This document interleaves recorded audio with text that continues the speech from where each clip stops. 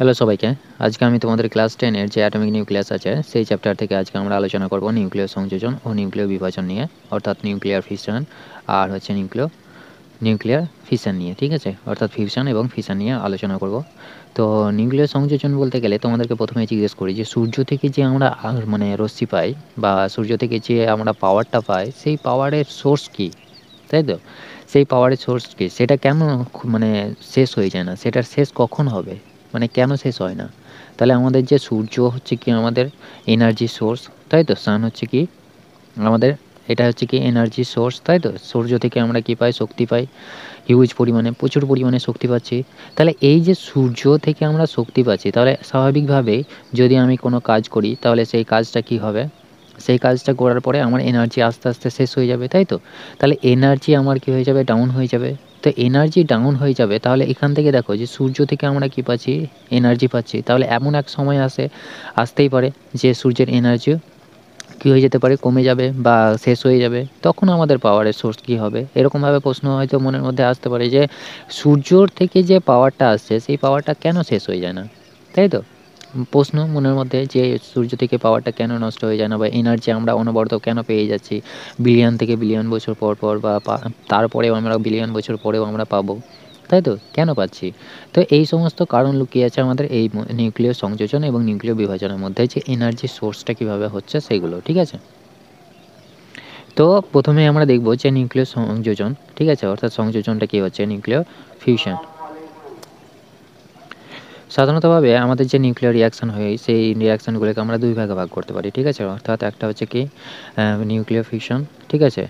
Nuclear fusion বা nuclear সংযোজন, আর একটা হচ্ছে কি, আর একটা হচ্ছে আমাদের নিউক্লিয়াসের যে বিভাজন সেই বিভাজনটা, অর্থাৎ ফিশন, ঠিক আছে? ফিশন। তো এটা হচ্ছে কি নিউক্লিয়াসের যে মানে বিক্রিয়া ঘটছে, নিউক্লিয়াসের মধ্যে যে ঘটনা ঘটছে, অর্থাৎ আমরা যে রেডিও অ্যাক্টিভ পড়লাম, অর্থাৎ তেজস্ক্রিয়তা পড়লাম, সেগুলো কি সবগুলোই কি হচ্ছে? নিউক্লিয়াসের ঘটনা, তাই তো? অর্থাৎ সেইগুলো কোথায় ঘটছে? নিউক্লিয়াসের মধ্যে ঘটছে। তাহলে এইগুলো কি নিউক্লিয় রিয়াকশান, ঠিক আছে? নিউক্লিয়ার রিয়াকশান এই দুটো ভাগে ভাগ করছি আমরা, ফিশন আর হচ্ছে কি ফিউশন, ঠিক আছে? এটা হচ্ছে ফিশন আর এটা হচ্ছে ফিউশন। ফিউশন মানে কি? সংযোজন, আর ফিশন মানে কি? বিভাজন, ঠিক আছে? তো প্রথমে আমরা দেখব যে সংযোজনটা কীভাবে হচ্ছে। তো তার আগে বলে দিই যে সংযোজন, এই যে ফিউশন আছে, ফিউশন মানে হচ্ছে কম্বিনেশন, ঠিক আছে? কম্বিনেশন। কম্বিনেশন বলতে তোমরা সবাই জানো যে সেটা কি থাকবে? জোড় হবে, তাই তো? অর্থাৎ যুক্ত হবে একটা আরেকটার সাথে। আর ফিশন মানে কি? ফিশন মানে হচ্ছে কি ব্রেকডাউন হয়ে যাওয়া, ঠিক আছে? ব্রেকডাউন, ব্রেকডাউন মানে ভেঙে যাবে, নিউক্লিয়াসটা ভেঙে যাবে। আর এটাতে কী হবে? নিউক্লিয়াসটা কম্বাইন করবে, ঠিক আছে? অর্থাৎ যুক্ত হবে একসাথে। যদি এরকম ঘটনা ঘটে তাহলে সেটাকে আমি কী বলবো? যদি কম্বিনেশনের ঘটনা ঘটে তাহলে সেটাকে আমরা বলবো ফিউশন। তাহলে এখানে দেখো হচ্ছে কী হচ্ছে? কম্বিনেশন হচ্ছে। ফিউশন মানে হচ্ছে কি? কম্বিনেশন, অর্থাৎ সংযুক্ত হওয়া। তো তার আগে একটা জিনিস বলে দিই যে ভর, সবাই জানে যে ভর আছে সমস্ত পরমাণু, তাই তো? মাস, যেটাকে আমরা কী বলি? ভর বলি। তাহলে ভরটা কি? আমরা সবাই জানি যে প্রত্যেকটা বস্তুর কী থাকে? একটা নির্দিষ্ট পরিমাণে ভর থাকে। সেই ভরটা কী হয়? সেই ভরটা নষ্ট হয় না, একটা থেকে আরেকটা রূপান্তরিত হয়। সেগুলো আমরা আগে দেখেছি ভর ত্রুটির ক্ষেত্রে, যে আমাদের মাসটা কখনো কী হয় না, মাসটা হয় শক্তিতে রূপান্তরিত হয়, তাই তো? কিন্তু মাসের কখনো শেষে মানে ধ্বংস হয় না, তাই তো? সেটা কি হয়? এক জায়গা থেকে আরেক জায়গায় রূপান্তরিত হয়। সেম একই রকম এনার্জিও আমরা সৃষ্টি করতে পারি না বা ধ্বংস করতে পারি না, সেটা কি হয়? একটা রূপান্তর হয়, ঠিক আছে? তাহলে এই যে আমরা ভরটা পাচ্ছি, তাহলে এবার তোমাদেরকে মনে রাখতে হবে যে আমরা 0 থেকে 20 পর্যন্ত যে সমস্ত মৌলের ভর পাবো, মানে এইগুলো কি? ভর, ঠিক আছে? তাহলে যাদের ভর কী হবে? 0 থেকে 20 হবে, তারা কি হবে? তারা হচ্ছে কি সবথেকে বেশি আনস্টেবল, ঠিক আছে? অর্থাৎ এরা কি? অস্থায়ী, অস্থায়ী মৌল পাবো। অর্থাৎ যেগুলো পাবো তাদেরকে আমরা বলবো কি? অস্থায়ী বলবো, ঠিক আছে? তো অস্থায়ী, এবং এটাকে কি হয়? এরপরে যেগুলো আছে মানে 20 থেকে ধরে নাও 50 পর্যন্ত যেগুলো পাবো সেগুলো কি হচ্ছে? অস্থায়ী, কিন্তু খুব অল্প পরিমাণে অস্থায়ী, ঠিক আছে? এগুলো কিন্তু অস্থায়ী। আর যেগুলো হচ্ছে কি 40 পর্যন্ত, 140 পর্যন্ত, মানে 140-এর পরে যাদের ভর হবে কি? 140, তারপরে যে সমস্ত মৌলগুলো পাবো, মানে এরপরে ধরে নাও 141 পেলাম, ঠিক আছে? এগুলো কি হবে? এগুলো অস্থায়ী হয়, ঠিক আছে? যাদের ভর, ঠিক আছে? অস্থায়ী মানে এইগুলো কি? আমরা যে নাম্বারগুলো দিলাম সেগুলো হচ্ছে কি? স্টেবিলিটি। অর্থাৎ এইগুলো অস্থায়ী হচ্ছে কি? মানে যাদের আমি ভর 20 থেকে ধরে রাখো যে 50 পর্যন্ত পাবো, তারা কি হবে? অস্থায়ী মৌল হবে। এবং যাদের ভর আমি কি পাবো? 140-এর বেশি পাবো তারা কী হবে, অস্থায়ী হবে। সেই জন্য দেখবে যে ইউরেনিয়াম থেকে শুরু করে যে সমস্ত আমরা রেডিও অ্যাক্টিভ এলিমেন্টগুলো পাই তারা কী হয়, অস্থায়ী হয় এবং তাদের ভর সংখ্যা কী হয়, সবসময় বেশি হয়, তাই তো? অর্থাৎ প্রচুর পরিমাণে হয়। তো এই যে আমরা প্রচুর পরিমাণে ভর সংখ্যা পাচ্ছি, তাহলে সেগুলো কি, সেগুলো হচ্ছে কি অস্থায়ী এলিমেন্ট, ঠিক আছে? অর্থাৎ সেই জন্য তারা কী করছে, নিউক্লিয়াসকে ভেঙে তারা একটা সুস্থায়ী অবস্থা সৃষ্টি করার চেষ্টা করছে। তো এইভাবে আমরা যখন দেখছি সুস্থির হওয়ার চেষ্টা করছে, তো এই যে আমরা দেখতে পাচ্ছি যে ফিউশন, ঠিক আছে? ফিউশন জিনিসটা বলছে কি কম্বিনেশন, তাহলে কোনগুলো কম্বিনেশন হবে? তো এই যে যাদের ভর সংখ্যা মানে কম থাকে, ঠিক আছে, কম ভর সংখ্যা, তারা কি করবে, তারা ফিউশন ঘটাবে। অর্থাৎ তারা কি করবে, ফিউশন ঘটাবে। ফিউশন অর্থাৎ সংযোজন ঘটাবে। এবার সংযোজন বলতে গেলে কি বোঝাচ্ছে? সংযোজন মানে হচ্ছে কি একটা মানে নিশ্চয় মানে এগুলো কি, এগুলো হচ্ছে কি একটা নিউক্লিয়াসের ফিনোমিনা, তাই তো? অর্থাৎ নিউক্লিয়াসের ঘটনা। তাহলে এই যে ফিনোমিনা ঘটছে, তাহলে এগুলো কোথায় ঘটবে, নিউক্লিয়াসের মধ্যে ঘটছে। তাহলে কি যে কম্বিনেশনটা হবে সেগুলো কার কম্বিনেশন হবে? সেগুলো নিশ্চয়ই নিউক্লিয়াসেরই কম্বিনেশন হবে, তাই তো? তো এখানে আমরা দেখতে পাবো যে মানে কম্বিনেশনটা ঘটবে সেগুলো মানে কার ঘটবে? সবগুলো হচ্ছে কি নিউক্লিয়াসের কম্বিনেশন ঘটবে, ঠিক আছে? অর্থাৎ নিউক্লিয়াসগুলোই যুক্ত হবে। তো ধরে নাও যে আমরা ধরে নাও 1H2 নিলাম, ঠিক আছে? 1H2 আর 1H3, ঠিক আছে? এগুলো কি ভর সংখ্যা কম, তাহলে এরা কি হচ্ছে, এরা এই যে নিউক্লিয়াসটা পাবো আর এই যে নিউক্লিয়াসটা পাবো, এরা কি হবে, কম্বাইন করে একটা নতুন নিউক্লিয়াস সৃষ্টি করবে, ঠিক আছে? নতুন নিউক্লিয়াস সৃষ্টি করবে। নিউক্লিয়াস সৃষ্টি করছে কিন্তু, ঠিক আছে? নতুন নিউক্লিয়াস সৃষ্টি করবে। তো এই যে নতুন নিউক্লিয়াস সৃষ্টি হবে, সেই নিউক্লিয়াসটা কি হবে? সেই নিউক্লিয়াসটা হয় আমাদের হিলিয়াম, ঠিক আছে? 2He4। তাহলে এখানে দেখো যে 2He4 এবং তার সাথে কি হবে, আমাদের এনার্জি রিলিজ হবে, ঠিক আছে? এনার্জি, আর তার সাথে আমাদের কি হবে, একটা প্রোটন বেরোবে, ঠিক আছে? একটা প্রোটন বেরোবে। তাহলে এই যে প্রোটন বেরোচ্ছে, তাহলে এখানে দেখো যে এনার্জি পাচ্ছি, হিলিয়াম পাচ্ছি, একটা নতুন নিউক্লিয়াস সৃষ্টি হলো, তাই তো? এটা ছিল কি হাইড্রোজেন, এটা কি, এটাকে কি বলা হয়, ডয়টেরিয়াম বলা হয়, এটাকে বলা হয় ট্রিটিয়াম, ঠিক আছে? অর্থাৎ এগুলো কি হাইড্রোজেনেরই আইসোটোপ, হাইড্রোজেনেরই আইসোটোপ, ঠিক আছে? আইসোটোপ। তাহলে এই দুটো আইসোটোপ মিলে কি করছে, দুটো আগে একটা আরেকটার সাথে কম্বাইন করছে, কম্বাইন করে একটা নতুন নিউক্লিয়াস সৃষ্টি করছে, এটা কি নিউক্লিয়াস সৃষ্টি হলো, তাই তো? নিউক্লিয়াস অর্থাৎ এইটা কি সংযোজন ঘটলো, তাই তো? সংযোজন ঘটলো। তাহলে এই যে সংযোজন ঘটছে, তাহলে কি সংযোজন ঘটার পরে কি হচ্ছে, একটা নতুন নিউক্লিয়াস সৃষ্টি হচ্ছে, যেটাকে আমরা কি বলছি, হিলিয়াম বলছি। তাহলে এই সংযোজনের ফলে নতুন নিউক্লিয়াস সৃষ্টি হলো, তার সাথে আমরা কি পাচ্ছি, এনার্জি পাচ্ছি। সেই এনার্জিটা মানে বলছি সেই এনার্জিটা কি, সেই এনার্জি রূপে আমাদের কি বেরোচ্ছে, সেটা বেরোচ্ছে আমাদের আলফা, বিটা বা গামা রশ্মি বেরোচ্ছে, ঠিক আছে? এবং তার সাথে আমরা কি পাচ্ছি, নিউট্রন পাচ্ছি। তাহলে এই যে আমাদের মেন সোর্স হচ্ছে কি আমাদের এনার্জিটা। তো এই সূর্যের মধ্যে আমাদের এই যে মানে কম্বিনেশন বা ফিউশন যেটা ঘটে, সেইটার কারণে কি হচ্ছে, আমরা সূর্য থেকে মানে অনবরত এনার্জি পেয়ে থাকছি, ঠিক আছে? অর্থাৎ ওই সে সূর্যের মধ্যে কম্বিনেশন ঘটছে বা ফিউশন ঘটছে বা সংযোজন ঘটছে। কোন সংযোজন? নিউক্লিয় সংযোজন, ঠিক আছে? অর্থাৎ নিউক্লিয় সংযোজন ঘটার ফলে সেখান থেকে আমাদের এনার্জি সোর্স কখনোই নষ্ট হয় না। এবার প্রশ্ন যে কেন এভাবে হলো, এনার্জি তো আমরা এমনি পেতে পারি, তো সূর্যের মধ্যেই কেন ঘটছে? তো এই যে সংযোজন ঘটার জন্য, অর্থাৎ ফিউশন ঘটার জন্য কি হয়, প্রচুর পরিমাণে টেম্পারেচার লাগে, ঠিক আছে? হাই টেম্পারেচার, মানে একদম টেম্পারেচারটা কী হয়, হাই লাগবে, ঠিক আছে? টেম্পারেচার একদম প্রচণ্ড হাই, মানে সাধারণত কম টেম্পারেচারে এটা হয় না। তো হাই টেম্পারেচার বলতে কত কেলভিন টেম্পারেচার লাগবে, সেটা হয় টেম্পারেচার যেটা লাগে 10⁻7 কেলভিন। তার মানে বুঝতেই পারছো 1-এর পরে 7টা শূন্য, তার মানে এত টেম্পারেচার প্রয়োজন হচ্ছে। আর এত টেম্পারেচার আমি কোথায় পাবো, সূর্যতে পাবো, তাই তো? অর্থাৎ সেটা আমরা কোথায় পাবো, সূর্য থেকে আমি সেই টেম্পারেচারটা পাবো। এবং সূর্যের থেকে যখন আমি টেম্পারেচারটা পাবো, তার মানে বুঝতে পারছো যে সূর্যের মধ্যে আমাদের কী হবে, এই সংযোজন বা ফিউশন প্রক্রিয়াটা ঘটবে। তাহলে সূর্যের মধ্যে এই ফিউশন প্রক্রিয়াটা ঘটছে, ঘটার জন্য আমাদের কী হচ্ছে, এনার্জি আমরা প্রচুর পরিমাণে পাচ্ছি এবং কী হচ্ছে, এটা থেকে আমরা নিউট্রনও পাচ্ছি। সেই নিউট্রনটা কী করছে, আবার বিক্রিয়া ঘটাতে সাহায্য করছে, ঠিক আছে? তো এভাবে দেখো যে আমরা কী করছি, আমরা তাহলে কী করলাম, একটা হাইড্রোজেন নিলাম আইসোটোপ, আর একটা হাইড্রোজেন আর আইসোটোপ নিলাম, সেইগুলোকে কী করলাম, কম্বাইন করলাম। কম্বাইন করার পরে দেখতে পাচ্ছি যে হিলিয়াম তৈরি হলো, তাই তো? হিলিয়াম তৈরি হলো। তাহলে এখানে দেখো যে আমাদের 1 1 2 2 হয়ে গেল, 1 2 8 3 5 হয়ে যাচ্ছে, কিন্তু এখানে 4 হচ্ছে। তাহলে 4টাকে মানে ব্যালেন্স করার জন্য আমাদের কী আসবে, একটা নিউট্রন যুক্ত হচ্ছে। তো এভাবে আমাদের নিউট্রনটা আবিষ্কার হয়, ঠিক আছে? মানে এভাবে আমাদের কী হচ্ছে, নিউট্রনটা আমি পাচ্ছি আর কি, আবিষ্কার নয়, পাচ্ছি, ঠিক আছে? তার সাথে কী হচ্ছে, আমাদের এনার্জি রিলিজ হচ্ছে, ঠিক আছে?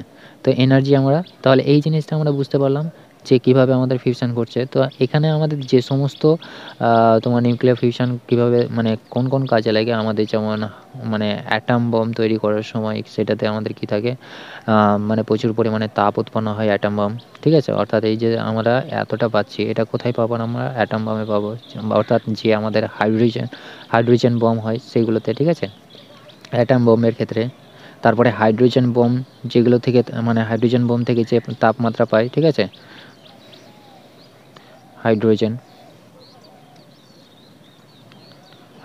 বম, ঠিক আছে, এদের থেকে যে তাপমাত্রা উৎপন্ন হয় সেটা তাপমাত্রাটা প্রায় অনেক পরিমাণে, ঠিক আছে। তাহলে এরা কি হচ্ছে সূর্য থেকে, এইগুলো এটাই হচ্ছে আমাদের সূর্যের যে মেন কারণ, অর্থাৎ সূর্য থেকেই এই কম্বিনেশন প্রক্রিয়াটা অনবরত ঘটছে। এই অনবরত ঘটার জন্য এই যে নিউট্রনটা আমার উৎপন্ন হচ্ছে, সেই নিউট্রনটাকে, তাহলে এই যে দেখো যে কী হলো, হাইড্রোজেন বম থেকে আমরা কী পাচ্ছি, নিউক্লিয়ার সংযোজন, অর্থাৎ এইগুলো কী হচ্ছে, এখান থেকে আমরা যে তাপটা পাবো সেটা কী হবে, অনেক বেশি পরিমাণে হাই টেম্পারেচার ঘটবে, তাহলে সেইটা থেকে আমরা কী পাবো, সংযোজন ঘটবে, অর্থাৎ নিউক্লিয়ার সংযোজন, ঠিক আছে, নিউক্লিয়ার সংযোজন ঘটবে। তাহলে এই যে আমরা নিউক্লিয়ার সংযোজন পাচ্ছি, তাহলে এখানে দেখো যে এনার্জিটা আমরা কী করে পেলাম। তো এখানে দেখো যে আমাদের এই যে আমরা রিঅ্যাকট্যান্ট পেয়েছি, ঠিক আছে, অর্থাৎ বিক্রিয়ক পেয়েছি, তাদের ভর নিশ্চয়ই বেশি, এখানে 5 পাচ্ছি, এখানে 4 পাচ্ছি, ঠিক আছে। তো এই যে আমাদের রিঅ্যাকট্যান্টের ভর, ঠিক আছে, বেশি হয়ে যায় কার তুলনায়, এই যে প্রোডাক্টটা পাই প্রোডাক্টের ভরের তুলনায়, ঠিক আছে। তো প্রোডাক্টের ভর যদি আমি কম পাই, তাহলে এই যে ভরটা আমার বেশি ছিল রিঅ্যাকট্যান্টের, তাহলে সেই ভরটা কোথায় গেল। আমরা সবাই জানি যে ভর কোথায় ট্রান্সফার হয়, এনার্জিতে ট্রান্সফার হয়, তাই তো।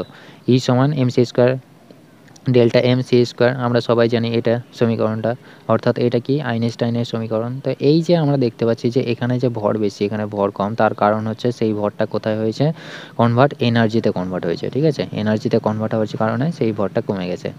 তাহলে এই যে আমাদের গেল যে নিউক্লিয় সংযোজন, ঠিক আছে। তো আশা করি বুঝতে পেরেছো নিউক্লিয় সংযোজন জিনিসটা। তো নিউক্লিয় সংযোজনের মানে ফলস্বরূপ হিসেবে কী পাবো, ফলস্বরূপ হিসেবে আমাদের যে বিভিন্ন রকম মানে সূর্য থেকে যে তাপের উৎস, সেই তাপের উৎসটা বন্টন থাকছে। তাহলে সূর্যের মধ্যে কোন প্রক্রিয়াটা ঘটছে, এই নিউক্লিয় সংযোজন প্রক্রিয়াটা ঘটছে, ঠিক আছে। তো অনবরত নিউক্লিয় সংযোজন প্রক্রিয়া ঘটছে, অর্থাৎ এই যে আমরা দেখতে পাচ্ছি যে এখানে কী হচ্ছে, দুটোই পজিটিভ, তাই তো, অর্থাৎ দুটোই পজিটিভ, পজিটিভ আবার কী হচ্ছে এখানে যুক্ত হচ্ছে, তাই তো, এই দিয়ে আমাদের নতুন নিউক্লিয়াস তৈরি করছে। অর্থাৎ হাইড্রোজেনটা কি পজিটিভ, হাইড্রোজেন এটা পজিটিভ, অর্থাৎ প্রোটন প্লাস প্রোটন, এরা যুক্ত হয়ে কী তৈরি করছে, প্রোটন, অর্থাৎ যে হিলিয়ামটা পাচ্ছে সেটাও তো প্রোটন। তাহলে এই যে সংযোজন ঘটছে কীভাবে ঘটছে, তার কারণ হচ্ছে যে এই যে হাই টেম্পারেচারের কারণে এদের গতিশক্তি বেড়ে যায়, ঠিক আছে, কাইনেটিক এনার্জি বেড়ে যায়।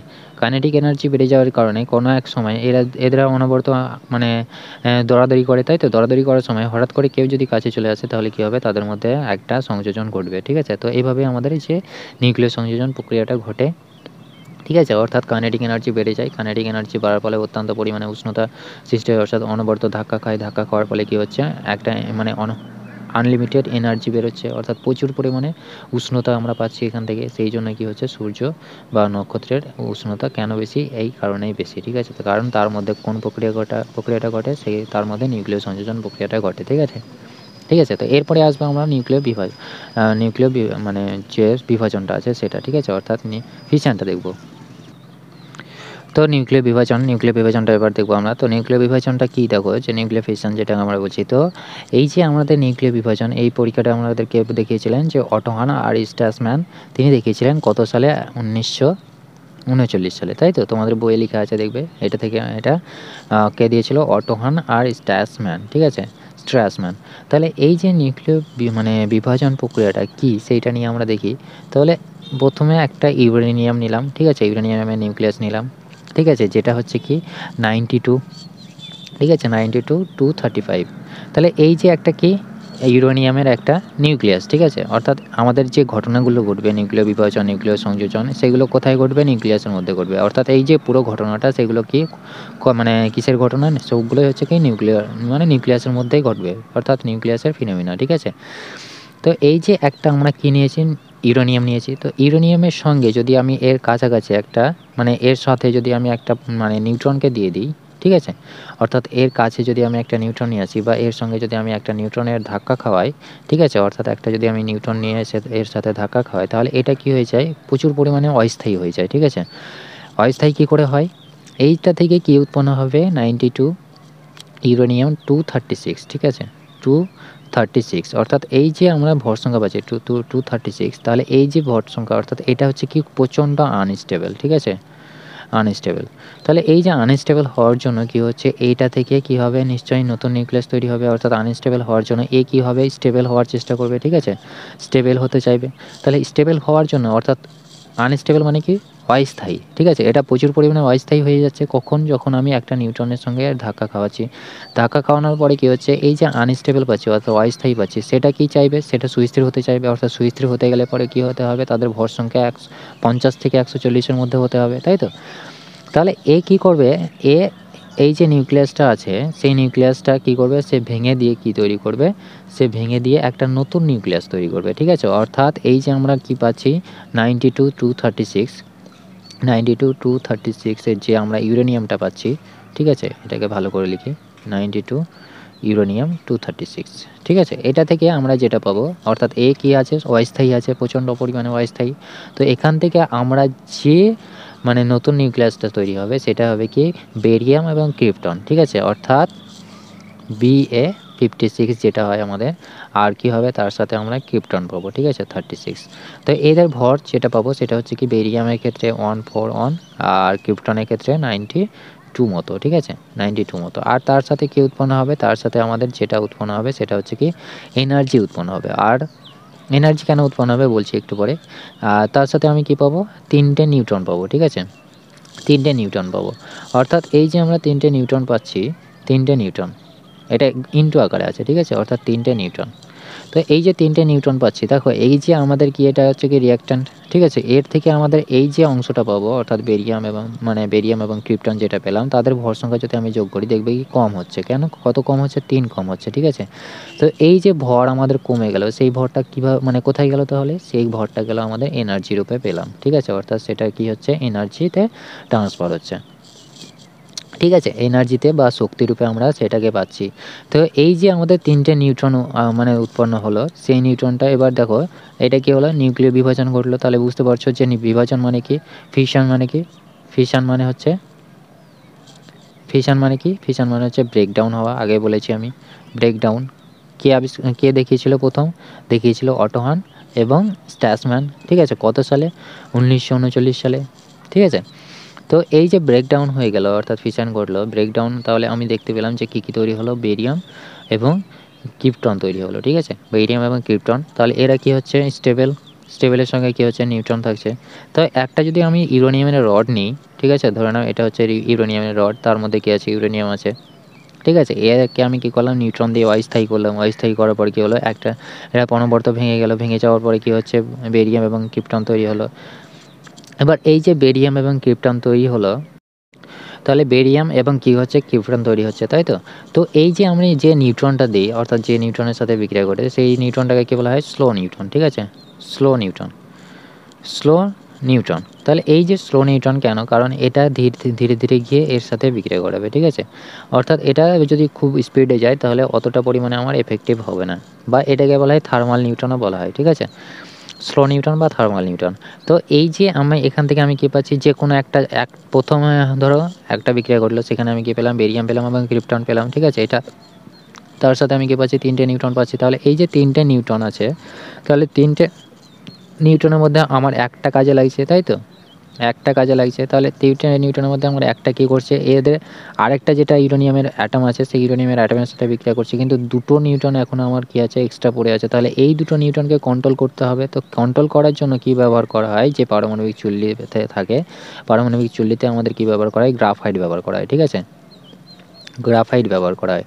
তো গ্রাফাইটটা কী করে, এই নিউট্রন দুটোকে অ্যাবজর্ব করে নেয়, ঠিক আছে, অর্থাৎ এই নিউট্রন দুটো কোথায় যায়, গ্রাফাইটের মধ্যে চলে যায়, অর্থাৎ অ্যাবজর্ব করে নেয়, দিয়ে এটাকে কী করে দেয়, সুস্থির করে দেয়, ঠিক আছে, অর্থাৎ যে বিক্রিয়াটা ঘটছে এটাকে আর অস্থায়ী থাকছে না, সুস্থির করে দিয়ে, অর্থাৎ এটাকে কী করছে, সুস্থির করে দিয়ে এখান থেকে যে এনার্জিটা উৎপন্ন হচ্ছে, অর্থাৎ প্রথম বিক্রিয়াতে যে এনার্জিটা উৎপন্ন হলো, অর্থাৎ এটাকে ধরে না প্রথম বিক্রিয়া, মানে প্রত্যেকটা অ্যাটমের সাথে তো এই বিক্রিয়াটাই ঘটবে, ঠিক আছে? তো এই যে এনার্জিটা আছে, এনার্জিটা কী করা হয়, এনার্জিটা আমরা অ্যাবজর্ব করতে পারি, ঠিক আছে? অর্থাৎ এই নিউট্রন দুটোকে কন্ট্রোল করে, কারণ এই নিউট্রন দুটোকে যদি কন্ট্রোল না করতে পারতাম তাহলে কী হতো, এই নিউট্রন দুটো আবার এদের সাথে বিক্রিয়া করতো, অর্থাৎ একসাথে 3টে নিউট্রন বিক্রিয়া করতো, নিউট্রন বিক্রিয়া করে এই যে ইউরেনিয়ামটাকে আছে, ইউরেনিয়াম থেকে আমরা এনার্জিটাকে আর কন্ট্রোল করতে পারতাম না। সেই এনার্জিটাকে কন্ট্রোল করার জন্য কী ব্যবহার করা হয়, গ্রাফাইট ব্যবহার করা হয়। আর এর থেকে আমরা যে 92 ইউরেনিয়ামের যে এটা দেখলাম, মানে বিভাজনটা দেখলাম 236 এর ক্ষেত্রে আমরা কি পেলাম, এটা থেকে আমরা কি পাচ্ছি, বেরিয়াম পাচ্ছি 141, আর এটা হচ্ছে কি 56 প্লাস 36 ক্রিপ্টন, ঠিক আছে, আর 92। এই যে আমি কি পাচ্ছি, এনার্জি পাচ্ছি। তো এনার্জিটা যে পরিমাণে পাই, ঠিক আছে, এনার্জি, তো এনার্জিটা যে পরিমাণে পাচ্ছি সেটা হচ্ছে কি প্রায় 199 মতো, ঠিক আছে, অর্থাৎ প্রায় 200 ধরে নাও, 200 মেগা বা মিলিয়ন ইলেকট্রন ভোল্টের মতো, ঠিক আছে, মিলিয়ন ইলেকট্রন ভোল্টের মতো। এবার জিজ্ঞেস করতে পারো যে মিলিয়ন ইলেকট্রন ভোল্ট বলতে গেলে কী বোঝায়, তাই তো? তো 1 মিলিয়ন, এটাকে নিচে লিখে দিই, দেখা যাচ্ছে না, MEV, ঠিক আছে, মিলিয়ন ইলেকট্রন ভোল্ট। তো 1 ইলেকট্রন ভোল্ট বলতে কত জুলকে বোঝায়, 1.6 × 10⁻⁻19 জুলকে বোঝায়, ঠিক আছে। আর 1 মিলিয়ন ইলেকট্রন ভোল্ট বা মেগা ইলেকট্রন ভোল্ট বলতে সেটাকে কত বোঝায়, সেটাকে বোঝায় 1.6 × 10⁻13 জুল, ঠিক আছে। এত জুল পরিমাণে আমি কি পাবো, এনার্জি পাবো, ঠিক আছে। এটা হচ্ছে আমাদের মনে রাখবে, এটা পরীক্ষাতে অনেক সময় জিজ্ঞেস করে, ঠিক আছে। আর 1 AMU সমান কত জুল, 1 AMU যেটাকে আমরা ইউ বলি, অ্যাটমিক মাস ইউনিট, ঠিক আছে, এটা সমান হচ্ছে কি 1.4 × 10⁻10 জুল মতো। এবং এইটা সমানই হচ্ছে কি, অর্থাৎ এই যে 1 AMU, 1 AMU সমান কত মেগা ইলেকট্রন ভোল্ট বা মিলিয়ন ইলেকট্রন ভোল্ট, সেটা হচ্ছে 931 MEV, ঠিক আছে। তো আশা করি বুঝতে পেরেছ।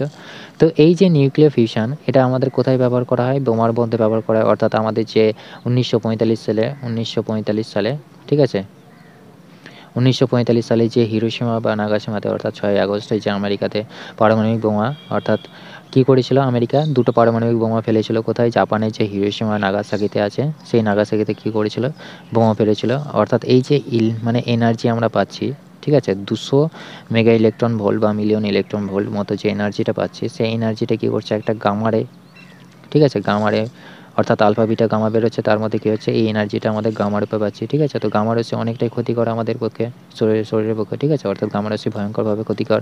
তাহলে এই যে হিরোশিমা নাগাসাকিতে আমাদের যে ঘটনাটা ঘটেছিল 6ই আগস্ট, ঠিক আছে, আমেরিকা যে বোমাটা ফেলেছিল, সেটা হচ্ছে কি পারমাণবিক বোমা। সেই পারমাণবিক বোমাটা ভেঙে এই প্রচুর পরিমাণে আমাদের কী তৈরি হয়েছিল, এনার্জি তৈরি হয়েছিল বা হিট তৈরি হয়েছিল। সেই কারণে কী হয়েছিল, প্রচুর প্রাণহানি এবং ক্ষয়ক্ষতি হয়েছিল। এখনও তার এফেক্ট সাধারণত দেখা যায়। এবং এই যে এনার্জিটাকে সংরক্ষণ করা বা এটাকে কাজে লাগানোর জন্য আমাদের কি ব্যবহার করা হয়, আমাদের নিচে নিউক্লিয়ার চুল্লি ব্যবহার করা হয়, ঠিক আছে। অর্থাৎ মানে এই যে বিক্রিয়াটা করছে, মানে অশৃঙ্খল নয়, মানে নিয়ন্ত্রিতভাবে ঘটার জন্য আমাদের কি ব্যবহার করা হচ্ছে, গ্রাফাইট ব্যবহার করা হচ্ছে, তাই তো। তাহলে গ্রাফাইট ব্যবহার করার জন্য আমাদের যে সমস্ত, অর্থাৎ যে যন্ত্রের সাহায্যে আমাদের কি হবে, এই যে বিভাজন বিক্রিয়াটা আছে সেটাকে কি হবে, শৃঙ্খল করার জন্য কি ব্যবহার করে, অর্থাৎ শৃঙ্খল বা নিয়ন্ত্রণ করে প্রয়োজন মতো যে নির্দিষ্ট হারে বা সুনিশ্চিত হারে নিউক্লিয় শক্তি পাওয়া যায়, সেটা কোথায় পাওয়া যায়, নিউক্লিয় চুল্লি বলা হয়, ঠিক আছে। অর্থাৎ যেখান থেকে আমাদের প্রয়োজনীয় বা যেটা আমাদের প্রয়োজন মতো যে শক্তিটা আমার দরকার, সেই শক্তিটা যেখান থেকে পাওয়া যায় তাকে কি বলা হয়, নিউক্লিয় চুল্লি বলা হয়, ঠিক আছে। তো এইগুলো আমাদের কোথায় লাগে, বিভিন্ন রকমের পারমাণবিক বোমা, তারপরে বিভিন্ন জায়গাতে আমাদের কী লাগে, বিভিন্নভাবে আমাদের উপকার করছে। তো এখান থেকে আমরা যে এনার্জিটা পাচ্ছি এবং যে ডাস্ট পার্টিকেলগুলো হচ্ছে, অর্থাৎ এই যে একটা বোমা যখন ভেঙে যায়, ঠিক আছে, অর্থাৎ এটা ভাঙার পরে কী পাচ্ছি, আমি এনার্জি তো পাচ্ছি অনেক, ঠিক আছে, এনার্জি তো পাচ্ছি, কিন্তু এর মধ্যে যে ডাস্ট পার্টিকেলগুলো রয়েছে সেগুলো কী করে, আমাদের মাটিকে মানে নষ্ট করে দেয়। এবং তার থেকে আমাদের যে গামা রশ্মিটা থাকে, সেই গামা রশ্মিটা কী করে, অনেকটাই আমাদের ক্ষতি করে, অর্থাৎ আমাদের যে ফিজিক্যালি সেগুলো কী করে, আমাদের ক্যান্সার সৃষ্টি করে, ঠিক আছে। অর্থাৎ আমাদের যে ইন্টারনালি যে কোষগুলো থাকে, সেই ইন্টারনাল কোষগুলোর মধ্যে কী করে, ক্যান্সার সৃষ্টি করায়, ঠিক আছে। তো এই ঘটনাগুলোর কারণে আমাদের প্রাণহানি হওয়ার সম্ভাবনা অনেকটাই বেশি। তাহলে এইগুলো কি, এইগুলো হচ্ছে কি সবগুলোই নিউক্লিয় ঘটনা, ঠিক আছে। তো এখানে তোমাকে জিজ্ঞেস করতে পারবে যে নিউক্লিয়ার ফিউশন এবং নিউক্লিয়ার ফিশনের ক্ষেত্রে মানে কোন তত্ত্বের উপর কার্য। তো আমরা সবাই মনে রাখবে যে সেগুলো কোথায়, মানে যে তথ্যের উপর মানে ক্রিয়া করছে সেটা কি হচ্ছে, ভর শক্তির রূপান্তর, ঠিক আছে। ভর কোথায় রূপান্তরিত হচ্ছে, শক্তিতে রূপান্তরিত হচ্ছে, ঠিক আছে, ভর শক্তির রূপান্তর। এই যে রূপান্তর, ভর শক্তির রূপান্তর, এই প্রক্রিয়াটাকে কাজে লাগিয়ে কী তৈরি হচ্ছে? নিউক্লিয়ার ফিউশন, বা এই যে নিউক্লিয়ার ফিউশন এবং নিউক্লিয়ার ফিউশন বা নিউক্লিয়ার সংযোজন এবং নিউক্লিয়ার বিভাজন যে প্রক্রিয়াটা আছে, সেই প্রক্রিয়াটা কোন তথ্যের উপর কাজ করছে? সেই তথ্যের নাম হচ্ছে কি? ভর শক্তির সংরক্ষণ তত্ত্ব। ঠিক আছে? এই তথ্যকে কাজে লাগিয়ে এই দুটো আমাদের ক্রিয়া করছে। তো আশা করি বুঝতে পেরেছ। তো নিউক্লিয়ার চুল্লি কোথায় ব্যবহার করা হয়নি? সবাই জানো যে নিউক্লিয়ার চুল্লি বিদ্যুৎ উৎপাদন করার জন্য, তারপরে তেজস্ক্রিয় যে আইসোটোপ আছে সেই আইসোটোপগুলো আবিষ্কার করার জন্য। ঠিক আছে? এগুলো কি হচ্ছে? মানে নিউক্লিয়ার মানে যে মানে চুল্লির ব্যবহার, সেই চুল্লির ব্যবহার উৎপন্ন করা হচ্ছে। ঠিক মানে নিউক্লিয়ার চুল্লিতে আমরা যে নিউক্লিয়ার চুল্লি আবিষ্কার করলাম, সেই নিউক্লিয়ার চুল্লি মানে ব্যবহার হিসাবে আমরা কী পাচ্ছি? বিভিন্ন রকমের শক্তি উৎপাদন করার জন্য আমাদের নিউক্লিয়ার চুল্লি মানে প্রয়োজন হচ্ছে। ঠিক আছে? তো এইভাবেই আমাদেরকে মনে রাখতে হবে। তো এখান থেকে আমাদের যে প্রশ্নটা আসে সেটা হচ্ছে কি, নিউক্লিয়ার বিভাজন কাকে বলে? সবথেকে ইম্পর্টেন্ট কোয়েশ্চেন, নিউক্লিয়ার বিভাজন কাকে বলে? এবং হিরোশিমা নাগাসাকিতে যে মানে পারমাণবিক বোমা বিস্ফোরণ হয়েছিল কত সালে হয়েছিল? কত আগস্ট হয়েছিল? ঠিক আছে? এরকমভাবে জিজ্ঞেস করবে। এবং তার সাথে সাথে দেখবে যে নিউক্লিয়ার চুল্লি কাকে বলা হয়? যে মানে মানে ফার্স্ট নিউট্রনগুলো রয়েছে, সেই ফার্স্ট নিউট্রনগুলোকে কন্ট্রোল করার জন্য কী ব্যবহার করা হয়? তখন কী বলবে? গ্রাফাইট ব্যবহার করবে। ঠিক আছে? অর্থাৎ গ্রাফাইট ব্যবহার করা হয়। নিউক্লিয়ার সংযোজন কাকে বলা হয়? নিউক্লিয়ার সংযোজন অর্থাৎ সূর্যের যে শক্তির মেন সোর্স, সেই মেন সোর্স হিসাবে কোন প্রক্রিয়াটা ঘটে? অর্থাৎ সূর্য থেকে যে তাপটা পাচ্ছে, সেই তাপে অর্থাৎ সূর্যের মধ্যে কোন বিক্রিয়াটা ঘটছে অনবরত? তাহলে আমরা কী বলবো? নিউক্লিয়ার সংযোজন বিক্রিয়াটা ঘটছে। ঠিক আছে? সেই কারণে কী হচ্ছে? আমরা সূর্য থেকে কখনোই কী হচ্ছে না, মানে আমাদের যে তাপ সেই বা এনার্জি, সেই এনার্জিটা কখনো নষ্ট হচ্ছে না। এবং যে আমাদের নিউক্লিয়ার সংযোজন প্রক্রিয়া অর্থাৎ যে ফিউশন প্রক্রিয়াটা ঘটছে, ফিউশন প্রক্রিয়াটাতে নিউট্রনটাকে কখনোই কন্ট্রোল করা যায় না। ঠিক আছে? অর্থাৎ এটাতে যে নিউট্রনটা পাচ্ছে সেটা হচ্ছে কি আনকন্ট্রোল। ঠিক আছে? কন্ট্রোল করা যায় না।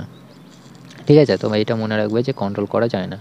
তো এগুলোই ছিল তোমাদের নিউক্লিয়ার বিভাজন এবং নিউক্লিয়ার সংযোজনের মানে মেন জিনিসটা।